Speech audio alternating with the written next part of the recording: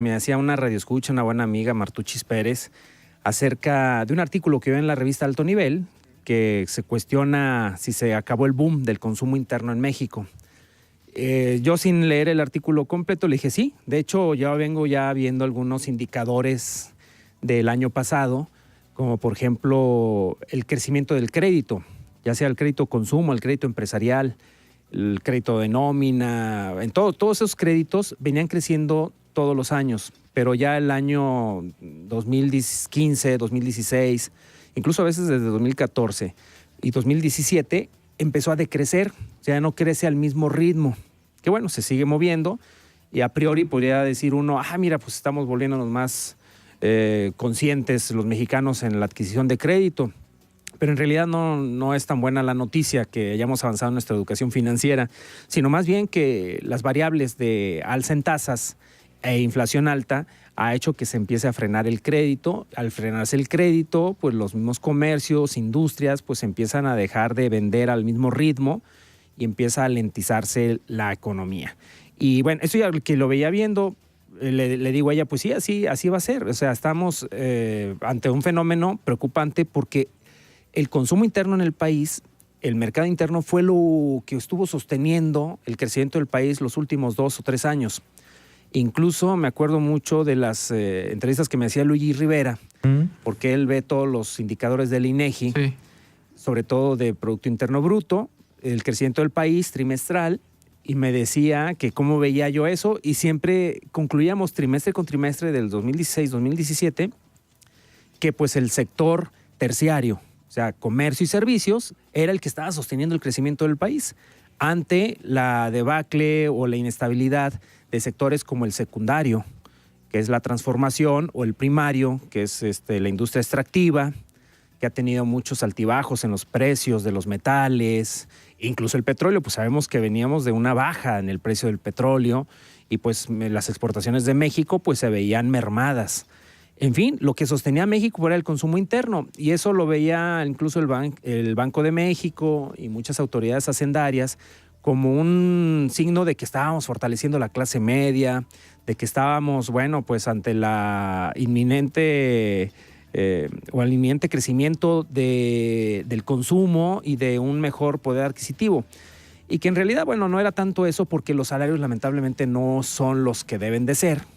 Pero sí la gente estaba volcada al consumo cuando pues lo poco que tenía no lo iba a invertir, cuando había tasas bajas en los bancos y una inflación controlada pues alrededor del 3.5%.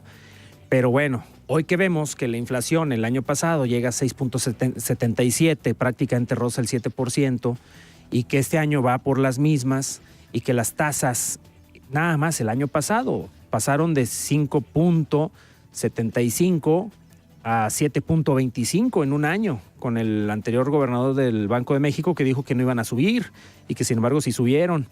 Entonces, bueno, ese tipo de fenómenos hacen que la gente, pues bueno, empiece a dejar de gastar, de consumir crédito hipotecario, de consumir crédito de automóviles.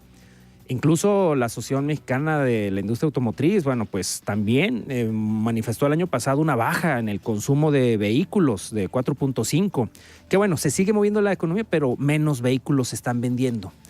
Entonces, bueno, se sigue moviendo la economía, pero el motor que era el mercado interno y era lo que estaba sosteniendo los últimos 3 años a la economía, hoy está desfalleciendo ante un escenario muy complicado, porque además en este año hay elecciones en México, y esas elecciones están, bueno, pues determinadas a que están generando mucha volatilidad, incertidumbre, nerviosismo en los inversionistas, y hasta que no sepan quién va a ganar, bueno, pues se van a soltar las inversiones.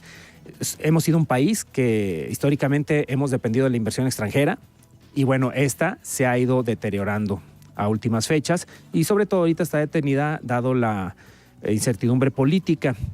Pero también pues tenemos un TLC que no vemos que cuaje, y que cada vez pues se nos pone más agresivo Trump, y que bueno, ya las últimas palabras de nuestro secretario de Economía pues hablan de que estemos listos, que una de las alternativas es que sí, se pueda quedar México sin TLC, y que obviamente pues algunas industrias como la automotriz, manufactura, electrónica, farmacéutica, las más grandes del país, que además no son nuestras, son de extranjeros, pues se vean disminuidas en su crecimiento y además en el empleo que generan, etcétera. Y bueno, imagínate, estos son los elementos de un cóctel muy explosivo y lamentablemente pues el consumo interno, que era lo que nos está sosteniendo, pues ya va en decrecimiento. Claro, esto es como los focos amarillos de una recesión, cuando no hay un crecimiento de por más de 2 periodos de trimestrales en la economía, bueno, pues viene una recesión. No la hemos tenido afortunadamente, hemos estado salvando el pellejo, nuestros connacionales han seguido mandando remesas y afortunadamente con todo y pues el escándalo que ha hecho Trump respecto a nuestros connacionales, pues ha sido todavía mucho menos eficiente en regresarlos como lo hizo Obama.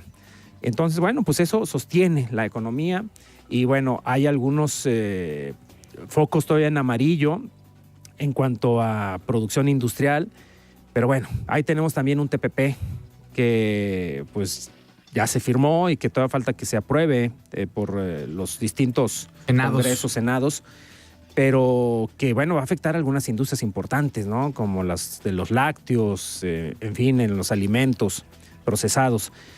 Vamos, sí tenemos un panorama muy complicado y esto del mercado interno, que era lo único que venía salvándonos a últimas fechas, el sector terciario, comercio y servicios, pues está desfalleciendo y viene ya desde hace 2 o 3 años en pues franca caída.